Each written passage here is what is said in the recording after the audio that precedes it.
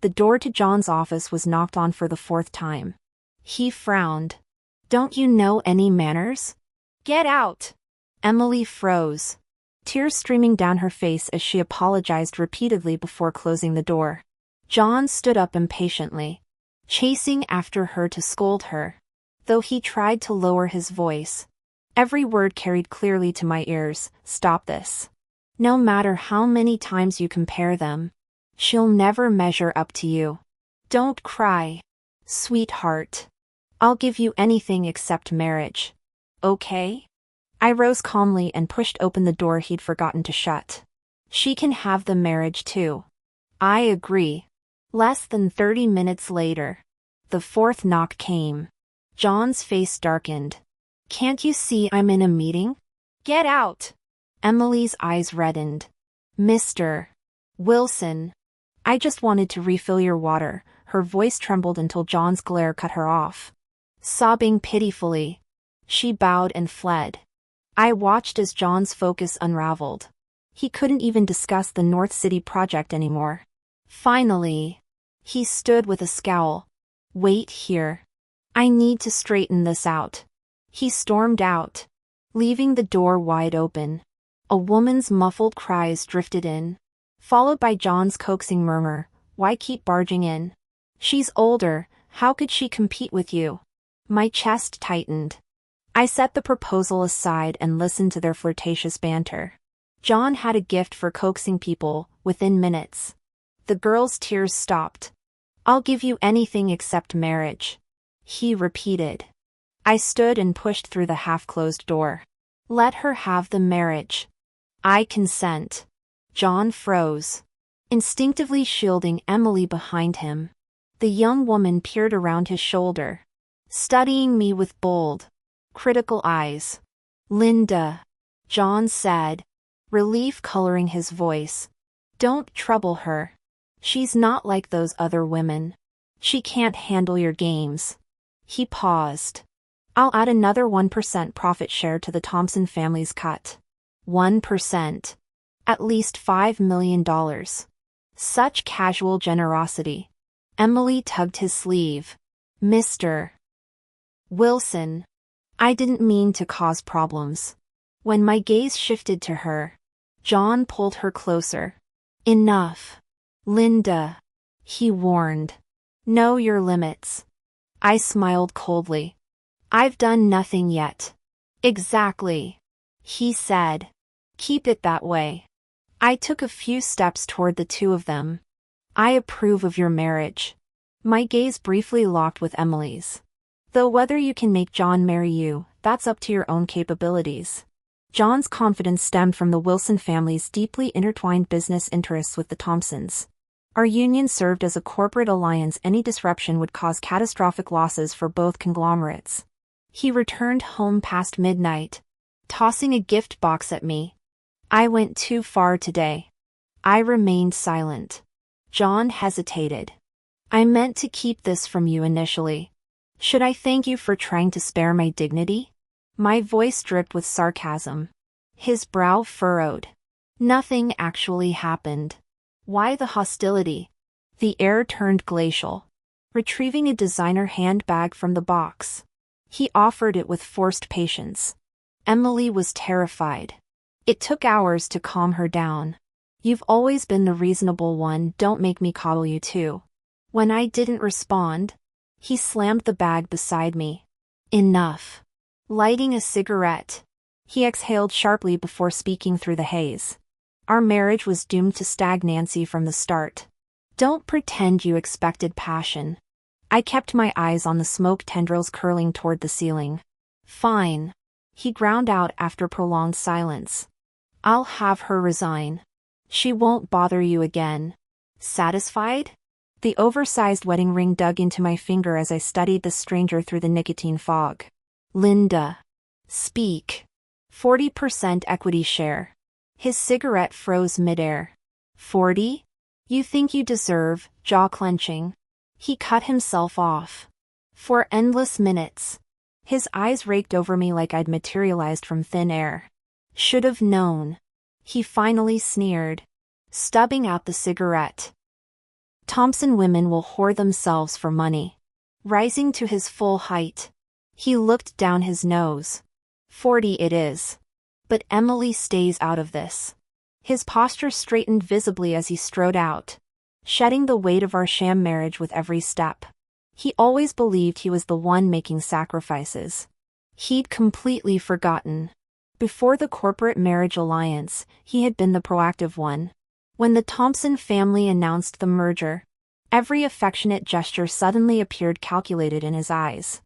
As for me, I became the ruthless woman who would stop at nothing to achieve her goals. For the first time, I realized John was utterly foolish. The groundbreaking ceremony commenced. At the project launch banquet, all partners and executives arrived punctually. John, as a major shareholder, kept everyone waiting. I had to entertain the guests with my assistant first. Midway through the event, John finally made his grand entrance, arm-linked with a radiantly made-up woman. Emily stiffened when our eyes met, but John tightened his grip on her withdrawing hand. The banquet hall fell silent. As if rehearsed, every elite in the room turned to stare at me. I maintained composure, continuing my discussion with Mr. Wang about the new commercial complex plans. The atmosphere gradually regained its forced cordiality. People approached John for conversation, yet collectively ignored Emily. After all, our circle had no patience for decorative arm candy. From my peripheral vision, I caught her pouting like a petulant child. Soon enough, John stormed out with her in tow, presumably to soothe her imagined grievances elsewhere. As the champagne buzz intensified, I sought refuge in a private lounge. Pushing the door open, I collided with Emily scrambling out, lipstick smeared, blouse misbuttoned. The cloying scent of sex hung thick in the air. Used tissues littered the carpet. The velvet sofa stood askew. Emily darted back inside, shamelessly retrieving torn stockings from the cushions to stuff into her purse. She bit her swollen red lips, eyes glistening with faux innocence. I told John not to. My hidden hands trembled violently. We didn't plan, she stammered, cheeks flushing with perverse pride. Her eyelids fluttered shut in obscene reminiscence. I struck without warning. The slap echoed like gunfire. Emily crumpled to the floor. The perfect porcelain doll shattered. Linda! John's roar shook the walls as he charged in. His precious mistress cowered at his feet, cheek blazing crimson, hair disheveled, a masterclass in victimhood. She clung to his arm with tearful urgency before he could confront me. Please, John, don't be angry. We shouldn't be like this, shouldn't be doing that here. Her voice trailed off, timid and wavering, tears glistening in her eyes. John yanked her behind him, his expression stormy. We agreed Emily's situation was none of your business. Are you overstepping? I drew a deep breath. John, even if the Wilson family enables your playboy lifestyle, you should know how critical the North District project is. To pull this stunt with her at the launch banquet. Enough. Linda. He cut me off irritably. You took the money. Do your job and stay out of the rest. His words still hung in the air when an assistant's voice echoed down the hallway, accompanied by steady footsteps. MS. Thompson must have gone to sober up. The assistant called out brightly, then froze as she rounded the corner with Adam in tow. Adam's gaze swept over me, lingered on Emily clinging to John's arm, then locked onto John's face with a smirk. Quite the scene you've curated here, John. The hallway plunged into silence. John shifted to block Emily's trembling form. To what do we owe this intrusion? Adam? Adam turned to me, all casual elegance. I hope to discuss the new commercial complex plans with MS. Thompson. John's face darkened. Linda. What game are you playing? Everyone knew Adam and John were bitter rivals, stealing clients, sabotaging bids, a never-ending corporate duel. Yet I'd never hinted at collaborating with Adam on this project. Before I could respond, Adam closed the distance between us. The Smith Group has substantial interest in this development. He murmured, breath warm near my ear. Perhaps we could explore synergies? John grabbed my wrist, yanking me backward. There'll be no synergies here, he hissed. His touch, damp and possessive, sent revulsion shooting through me. I jerked free as if scalded. Linda. John's warning growl vibrated through the tension. All eyes were on me now. Everyone except Emily, who'd shrunk into the shadows. After an eternity, she plucked at John's sleeve with a fragile whisper, John. I'm cold. Night wind whistled through the corridor, carrying the metallic tang of impending storms. John's expression softened. He took off his tailored suit and draped it over her shoulders. Wait for me in the car, he instructed.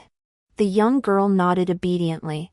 As she turned to leave, her legs wobbled slightly, causing her to stumble. John turned back, frowning at Adam.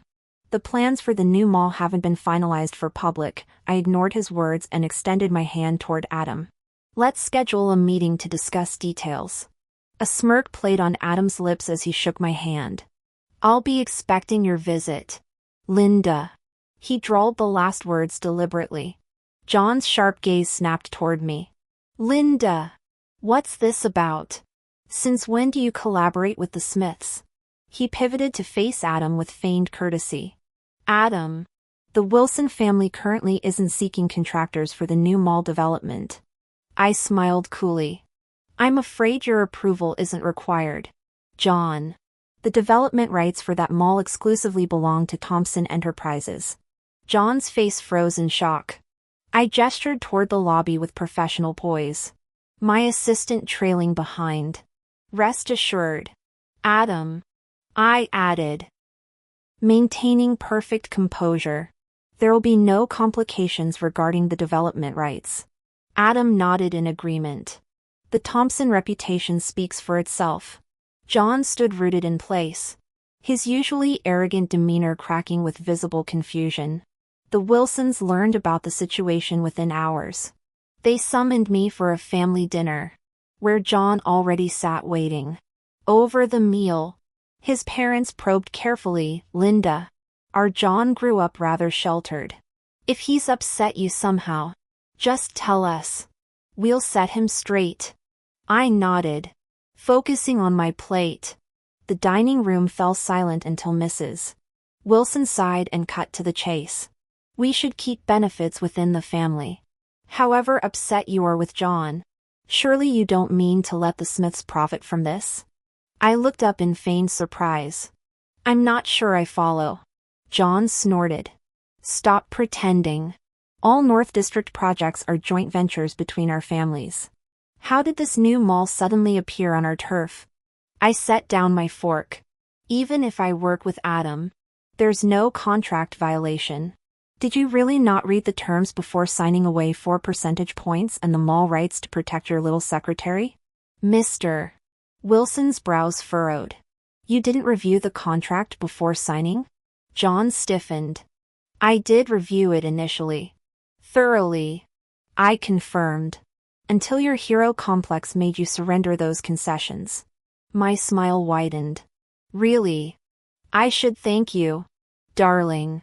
Linda. John's face flushed crimson. You tricked me.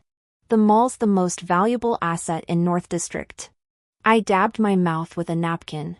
Read the fine print next time, dear. Thank you, Mom and Dad Wilson, for the hospitality. I'm done eating. I stood up. A loud crash came from the dining table. I didn't turn around but knew John had thrown his chopsticks. The dining room descended into chaos. When leaving the ancestral home, I spotted a woman in John's car. She was sleeping soundly in the passenger seat. I snapped a photo and immediately forwarded it to John's parents. After all, this was their beloved son's first love. They'd surely appreciate it. Adam was waiting at the office. He strode forward as I exited the car, eyes crinkling with amusement. CEO Thompson, you actually came. I raised an eyebrow. Why actually? He paused. Well, John might not exactly approve of me. I chuckled. How diplomatic of you, CEO Smith. Their rivalry was practically legendary in our circles. At every venue John frequented, he might as well have posted Adam and dogs prohibited signs. Our families had previous connections before my marriage alliance with the Wilsons severed most ties. Surprisingly, during my first negotiation with the Smith heir, I found Adam remarkably visionary. While he held firm on key bargaining points, he readily conceded secondary interests. Consider these concessions as the Smith family's goodwill. He smiled. I nearly signed the contract on the spot. Our productive discussion was interrupted when John called. Linda, why did you send those photos of Emily to my parents? I gave you the money. Are you still targeting her? His enraged voice blared through the speaker. I mouthed an apology to Adam, who nodded gracefully. Please, don't mind me. John's tirade abruptly stopped. Where are you? Is that Adam Smith I hear? I almost laughed. What's it to you? Come home immediately. His voice turned icy. Have you forgotten you're a married woman? Where's your self-respect? Linda? A knock interrupted us. Adam's assistant delivered documents which he slid across the table. Review the contract. Ms. Thompson. Terms are exactly as you specified. Linda. Don't you dare sign that. John's roar vibrated the phone. Are you insane? Are you insane? Linda? If you collaborate with Adam, it's over between us. Do you hear me? I picked up the signing pen. Phone wedged between my shoulder and ear. Our marriage has been stagnant for years. Weren't you mentally prepared for this? My pen kept moving across the documents. After signing, I slammed the phone face down on the coffee table. Extending my hand to Adam, I said, Pleasure doing business. Mr. Smith. His palm met mine. Voice smooth as bourbon. The pleasure's mine. Ms. Thompson. Muffled shouts still leaked from my silenced phone. Pathetic. I ended the call decisively. He was waiting downstairs. From 20 floors up, I watched John pacing like a caged tiger in the plaza. Spotting me, he charged over, fury distorting his usually polished features. Linda, is this some twisted revenge? Do you have any idea who Adam really is? You'd partner with that shark? And who exactly is Adam? I paused mid-stride, deliberately eyeing his crotch area. At least he doesn't drop true at project launch parties. Unlike some who can't even wait to get a hotel room. John's face darkened storm cloud gray. He seized my wrist. Spittle flying. What's there to be jealous of? Linda? Emily's younger facts don't care about your feelings. Look at yourself, petty. Vindictive. So I slept with her once and you completely lose it? Let me tell you. Emily's tighter than you'll ever be. Women past 30 shouldn't even try competing with. Crack! My palm connected with his cheekbone with such force it numbed my fingers. Slowly, deliberately, I scanned every twitching muscle in his face. John, you're disgusting. He froze mid-rage, left cheek blooming crimson while the right turned ashen. A bitter laugh escaped me. Delusional much? Think you're some irresistible Casanova? If you need a reality check, any puddle would work as a mirror. John stood dumbstruck. Enter Emily, flapping from nowhere like a deranged hen to shield him. How dare you hit him? You're his wife. Shouldn't you stand by him instead of siding with outsiders? Where were you when shareholders were grilling John? Her waterworks activated on cue. Mascara rivers cascading down her cheeks. He's your husband. Don't you feel any shame? Bravo. I clapped slowly. What tragic star-crossed lovers. I'd hate to play the villain in your soap opera. John flinched as Emily's tears scorched his designer shirt. He pulled her close. glaring at me with pure revulsion. Linda, you'll never measure up to Emily. Not even 1%. He wrapped his arm around Emily as they walked to the car. A man and woman supporting each other under the dimming sky. Suddenly everything felt unbearably tedious. John. Let's get divorced. His silhouette froze momentarily. Pretending not to hear, he kept walking, tenderly kissing the young woman in his arms. Emily. You're the only one who truly cares. It seemed John had experienced some grand epiphany, finally recognizing who deserved his devotion as the true love. He paraded Emily around town with shameless pride. The entire social circle buzzed with gossip about John's new girlfriend who he absolutely adored. News inevitably reached my family. On the beach during her sunbathing ritual, Lily half lowered her sunglasses. That Wilson boy's making quite the spectacle lately? I hesitated. Mom. I want a divorce. Lily studied me briefly. What? Does he still look down on us? Thinks the Green family climbed up through seduction? When I remained silent, she chuckled. Then divorce it is. Nearby, a 6-foot-tall male model approached with massage oil, his hands beginning professional kneading motions. Lily sighed contentedly. John wasn't wrong, I did build our empire through strategic marriages. But her eyes gleamed as another 8-pack abs Adonis arrived, whistling while applying her sunscreen. My daughter gets to rewrite the rules. Tossing me an orange, she casually added. What about that Adam kid? Cute enough? Adam's face flashed through my mind, making me instinctively shake my head. Lily pouted in mock disappointment. Fine. The Wilson assets should suffice anyway. I walked away as the shirtless model stretched beside her. Some scenes shouldn't be witnessed. The incident happened during the project completion ceremony. As John took the stage with golden scissors for the ribbon cutting, dozens of specially invited journalists documented the moment. Cameras flashed like lightning under the floodlights. Then, before the entire live audience, his companion collapsed. John dropped the scissors mid-snip, desperation cracking his polished facade as he scrambled to cradle Emily's limp form.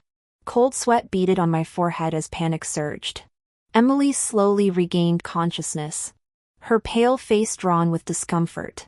Clutching her abdomen, she leaned close to John's ear.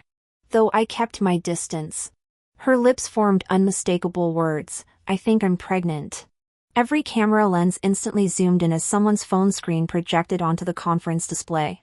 The anonymous operator navigated to John's messaging interface, transferring 100,000 USD with the caption, "Congratulations, Mr.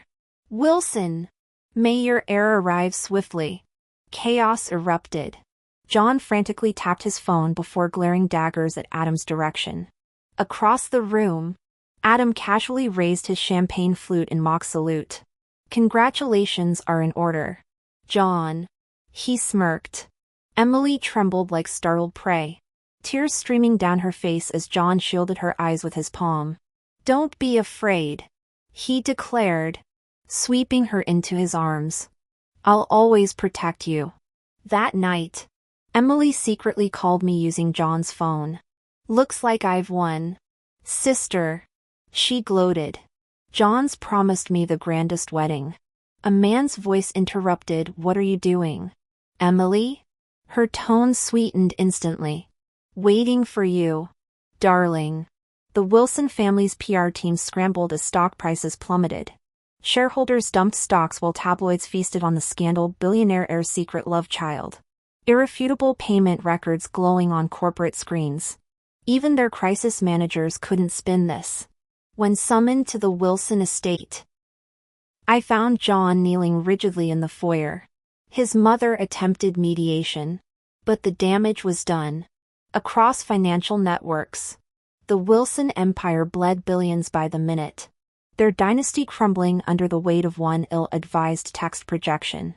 This time, John was clearly in the wrong. He's young and inexperienced with the dirty tricks of the real world. The Emily situation will be handled promptly by the Wilson family. Linda. We're family. I smiled calmly. John couldn't take it anymore. Mom. Emily isn't some villain. Enough. Mr. Wilson slammed the table, face turning purple with rage. I sipped my water before setting the glass down deliberately. Turning to Mrs. Wilson. Mom. Congratulations on your pregnancy. I wonder who'll deliver first, you or Emily. The entire Wilson estate went deathly quiet.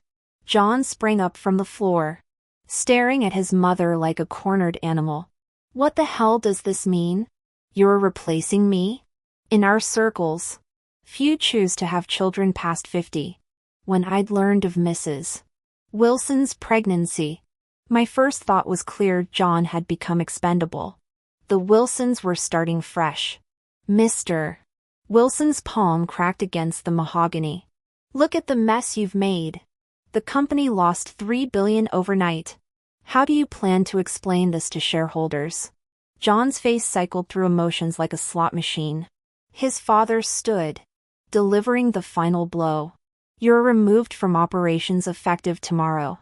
As the men raged, Mrs. Wilson pulled me aside nervously. Linda, I know you've been investigating us. This pregnancy was accidental. We still believe in John's future. Bullshit. A sultry voice cut through the chaos. The double doors swung open, revealing my mother Lily swaying in, shooting me a disapproving glance. Pathetic. Mrs. Wilson's smile froze. Lily, we didn't expect. Mom tossed divorce papers onto the coffee table. Charles Wilson, have your boy sign these. Clean break for my daughter. Mr. Wilson scanned the document, nostrils flaring. These terms are sign or we'll see you in court. My mother lit her cigarette with practiced elegance. John grabbed the papers, eyes bulging as he read. 80% asset division? This is robbery. Mom exhaled a smoke ring. Adulterers get 20% in civilized society. Be grateful. Her phone pinged. Emily's terrified voice suddenly filled the room through the speaker. Mr. Wilson, help me. John's expression darkened abruptly. He shot to his feet. What did you do to Emily? Illegal confinement? Lily narrowed her eyes, exhaling smoke with effortless grace. Then sue me. John's face cycled through multiple shades of fury. Lily shifted positions, lounging against the sofa cushions. Auntie's been pampering your little songbird with the finest treats. She drawled. We won't harm her until the pregnancy's further along. After all, her red lips curved. We need proper gestation for DNA testing. Don't we? You venomous witch. John grabbed a crystal ashtray. Lily intercepted his arm. Now, sweetheart. She chided Linda. Law-abiding citizens shouldn't resort to violence. Mr. Wilson Sr. inhaled deeply.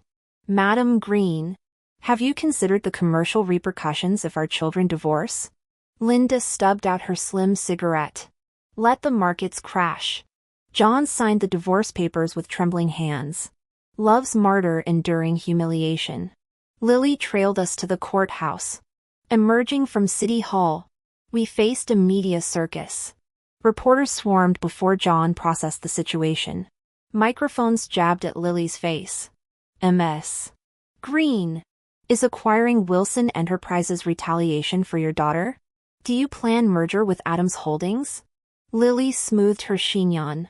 Darling, I simply followed my daughter's request. Spotlight swung to me. Linda, is this corporate warfare? Will Wilson become Thompson's subsidiary? Does today's divorce mean all gloves are off? John seized my wrist before I could answer. What acquisition? What the hell have you done now? His grip tightened as reporters closed in. My stiletto cracked against his shin. He recoiled, releasing me. I strode through the paparazzi gauntlet, fielding questions. John stood frozen in the courthouse shadow, finally activating his phone. The screen lit up with 12 missed calls from Emily. The internet was flooded with news about Linda and Adam's acquisition of the Wilson family's corporate headquarters. Netizens cheered. Serves him right, instant karma. John could finally spend quality time with his wife and kids now. Blessed people don't enter cursed households. Wonder if John could salvage his life's work this time. He struggled to keep up.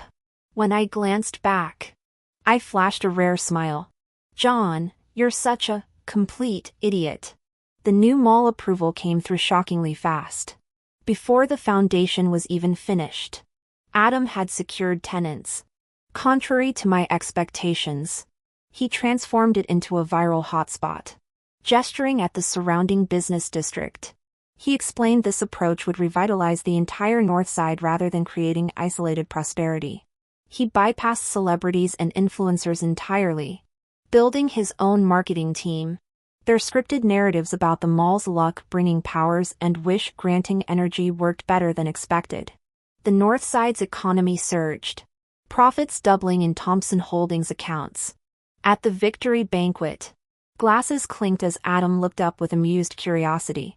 Changing your profile picture to mine, Linda? Congrats to my ex for being cuckolded? He referenced the ribbon-cutting media circus I'd orchestrated using his name, though Emily's surprise pregnancy reveal hadn't been part of the script. I clinked his glass. Takes one to know one. His brow furrowed as I continued. Though I should thank you, Adam. Emily's scandal pushed this crisis to its breaking point, allowing us to crush the Wilsons completely. No point in pretense now. He sipped his Merlot, glad to be of service. Only after discovering the truth did I understand why John called Adam a scheming bastard. That helpless secretary Emily was actually Adam's honey trap, a beautiful coffin for ambitious men. Adam knew John's weakness all along. My husband could handle a business equal like me, but secretly craved some delicate flower to feed his ego. A real partner threatened him. A porcelain doll to cherish?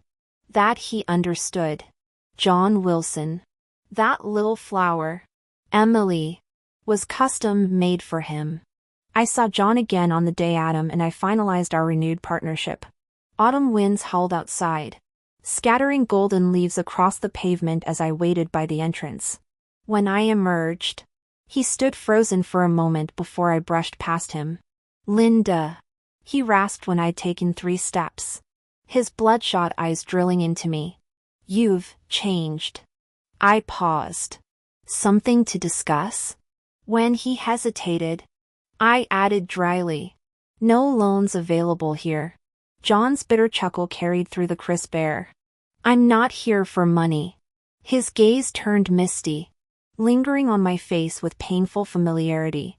I tapped my watch impatiently. Adam orchestrated everything with Emily. He blurted. She was never pregnant. Fascinating. I turned to leave.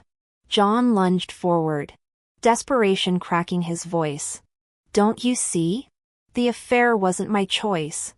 I was trapped. I studied this trembling shell of the Wall Street golden boy I'd once known. His tailored suit hung loose, 3-day stubble shadowing hollow cheeks.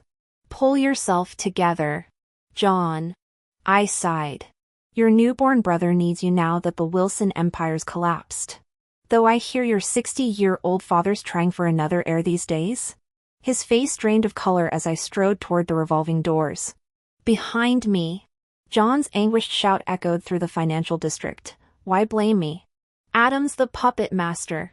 I warned you he was toxic.